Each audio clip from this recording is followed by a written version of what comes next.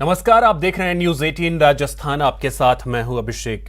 युद्ध कोई हल नहीं, लेकिन इसे टालना भी अब मुमकिन नहीं। हम बात कर रहे हैं रूस यूक्रेन के बीच बढ़ी तनातनी की, जिसके आगे अब सिर्फ जंग दिखाई दे रहा है। रूस ने जो कदम उठाए हैं उसे युद्ध की हरी झंडी समझिए, और अगर ऐसा हुआ तो भारत के लिए वो स्थिति बेहद खराब होने वाली है।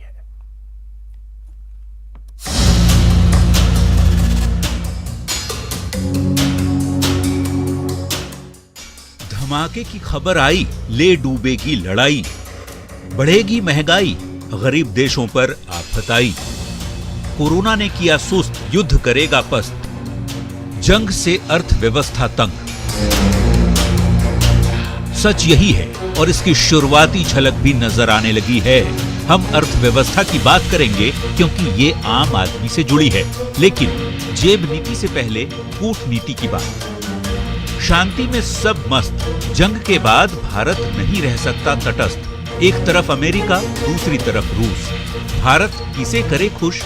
रूस यूक्रेन में लड़ाई भारतीय कूटनीति पर क्यों बनाई? चलिए जंग के वक्त भारत के लिए होने वाली मुसीबतों को समझते हैं, लेकिन उससे पहले दुनिया का क्या स्टैंड है वो भी समझ लीजिए।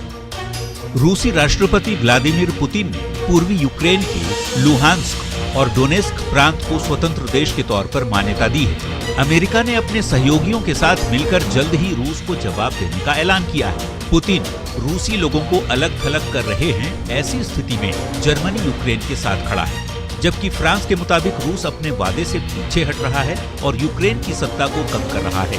इधर ब्रिटेन यूक्रेन के लोगों का साथ देना जारी रखेगा, जबकि चीन सभी देशों को अंतर्राष्ट्रीय विवादों को शांतिपूर्वक तरीके से हल करना चाहता है। तो भारत की अपील है कि दोनों पक्षों से संयम बरता जाए।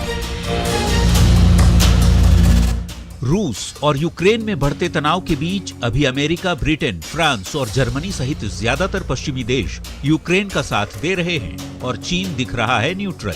रूस एक तरह से फिलहाल अलग थलग दिख रहा है।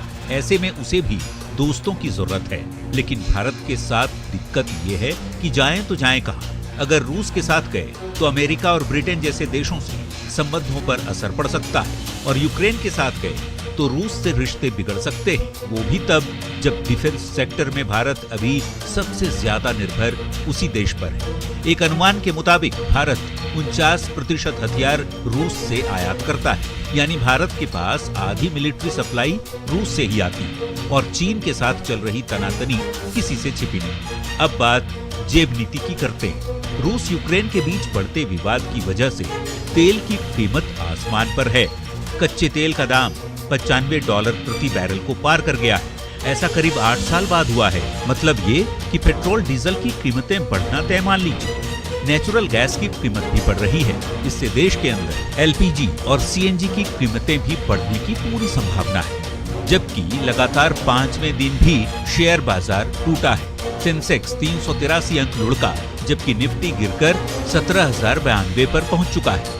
बाजार गिरने से सोने के दामों को भी सपोर्ट मिल रहा है। नतीजा ये कि सोना 50,500 रुपये का लेवल पार कर गया है। भारत यूक्रेन से खाने वाले तेल की खरीद करता है। युद्ध की स्थिति में इस पर भी असर पड़ेगा।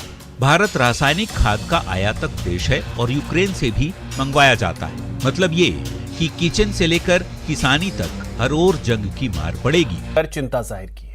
सीएम गहलोत ने ट्वीट कर कहा है कि यूक्रेन में बनी हुई वर्तमान परिस्थितियों के मद्देनजर वहां रह रहे राजस्थानी स्टूडेंट्स को लेकर चिंतित हूं। जो स्टूडेंट्स वापस लौटना चाहते हैं, प्रदेश सरकार, एम्बेसी और भारत सरकार से कोऑर्डिनेट करके उनकी वापसी के लिए हर संभव सहयोग करेगी। इन सब के लिए राजस्थान फाउंडेशन के कमिश्नर श्री धीरज श्रीवास्तव को नोडल ऑफिसर बनाया गया है।